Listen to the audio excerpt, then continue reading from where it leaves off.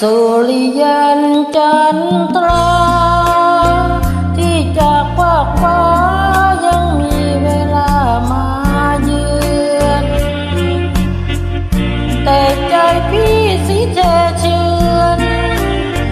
ไม่กลับมาเยือนเหมือนสุริยันจันทราหรือรังเกียจว่าจนพี่ไม่มาสนพี่ไม่เมตตาน้องเองเป็นชาวนาไม่มีปัญญาจะแข่งบุญไกลมองฟ้าเบิ่งว้า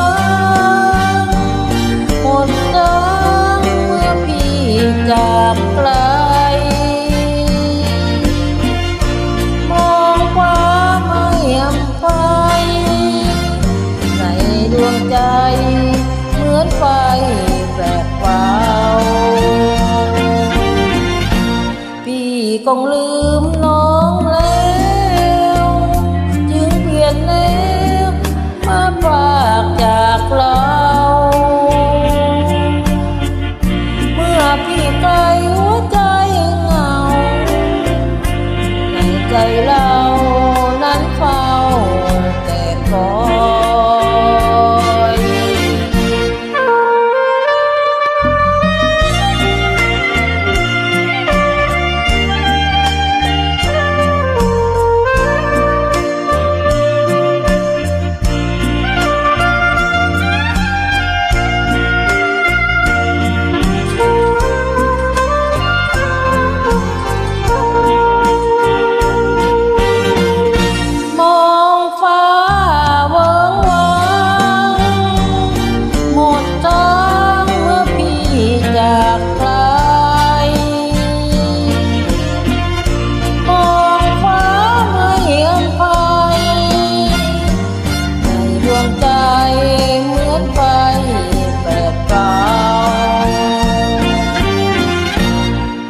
คงลื